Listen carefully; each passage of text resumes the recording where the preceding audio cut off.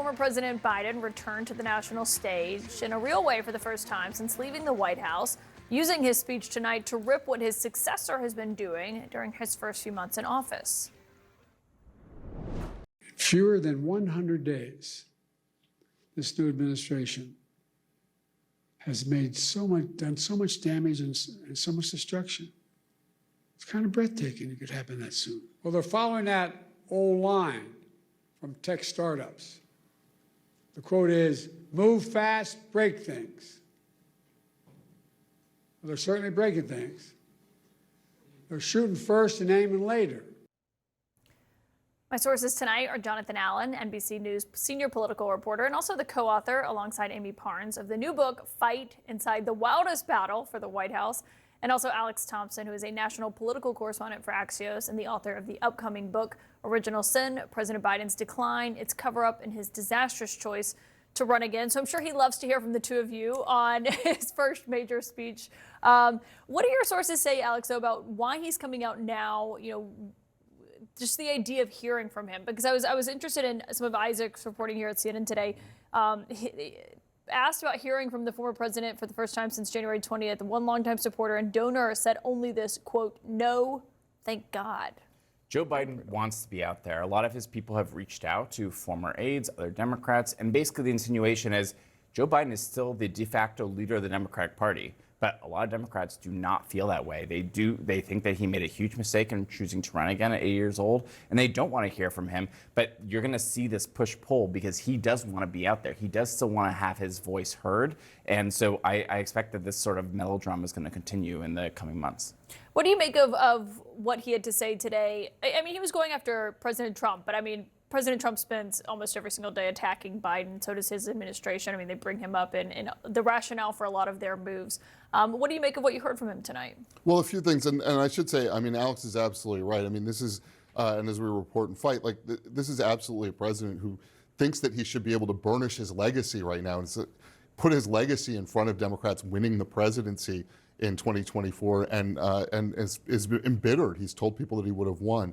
As far as his speech today, I mean, I think, he undermined himself right out of the gate. He used the term, quote unquote, colored kids, which aside from, being totally inappropriate, also puts him in an entirely other generation. I mean, none of us grew up with anybody saying anything like that.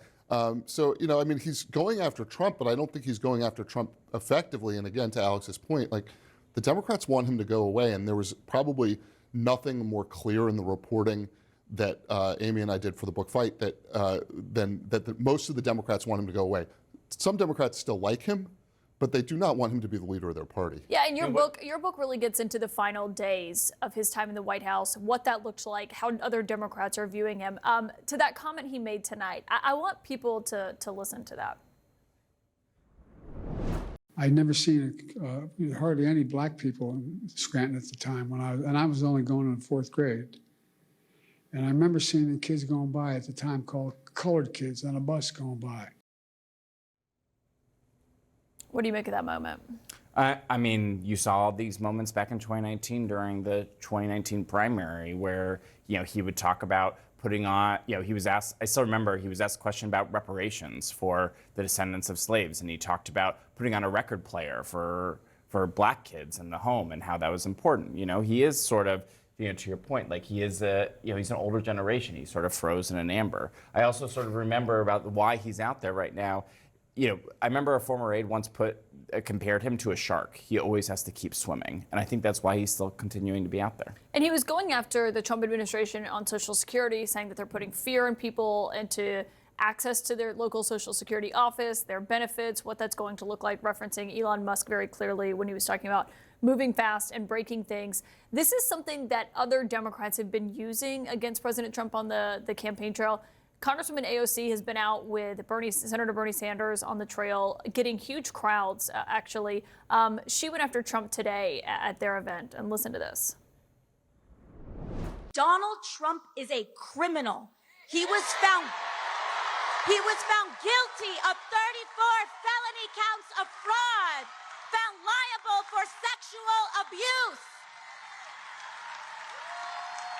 And if he wants to find the rapists and criminals in this country, he should look in the the mirror. I mean, talk about, two different views of going after him and what the generational difference looks like in the Democratic Party right now. Yeah, I mean, I think all the Democrats want to defend Social Security. That's been a core issue for them. Joe Biden in his 80s talking about defending Social Security, I think doesn't sound as appealing as maybe some of the younger generation talking about being there for them, right? Biden has been defending Social Security for 50, 60 years in the public eye. Alexandria Ocasio-Cortez, when you look at that, she's landing punches. Whether or not they are necessarily the issues Democrats are going to win on, and I think they basically have to get back to the economy and physical safety and physical security to win elections. What you saw in Alexandria Ocasio-Cortez is a ton of energy. And a ton of money that she's raising, $9.6 million in the first quarter. To your point, just real quick, to your point, Caitlin, about her out there with Bernie Sanders. Bernie Sanders and Joe Biden are about the same age. I think they're a year apart. Bernie Sanders doesn't look like Joe Biden, right? So, I mean, you can be an older person making younger people's arguments, making those with energy. And, with Biden, as we report in our book, and I think Alex can have a lot in his book, there's just a decline that has happened over time with him. And he's no longer somebody who represents what Democrats want to be telling the country who they are. Well, there's some concerns. I should also add, there are some concerns among Democratic judges that the fact that a lot of the energy of the party does seem to be going in the left wing of the party, yet again, same as in 2017. And I think a lot of Democrats feel that they made some strategic mistakes by some of the positions they took at that time. And so it is interesting to see what the future of AOC and Biden is. Yeah, that's a good point. Alex Thompson, John Allen, congrats on both of your books. Thank you so much for being here. Former President Joe Biden denounced the Trump administration's staffing cuts to Social Security, calling them destructive, calling them damaging. Joe Biden also spoke out accusing the Trump White House of taking a hatchet to the agency that's responsible for monthly benefits to 73 million Americans. Renee Marsh has more.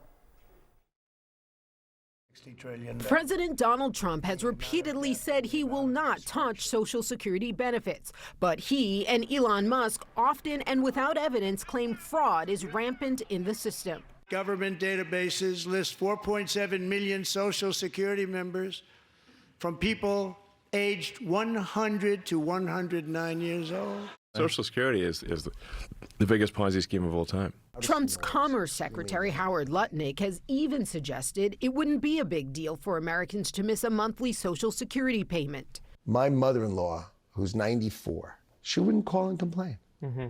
She just wouldn't. She'd think something got messed up, and she'll get it next month. Yeah. Mm-hmm.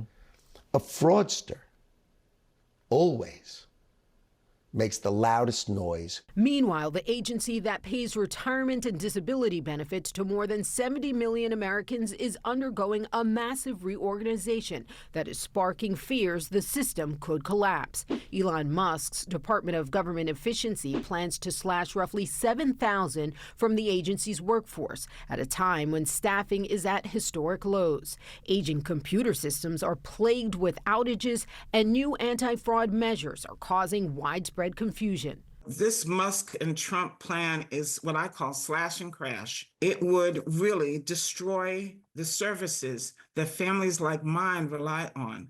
Our entire existence is on the line. Social Security is a major source of income for elderly Americans. For more than a third of people over 65, it accounts for more than half of their income. Hands off Social Security! The administration has moved to cut off benefits for some by listing thousands of immigrants as dead in a Social Security database, even though they're still alive.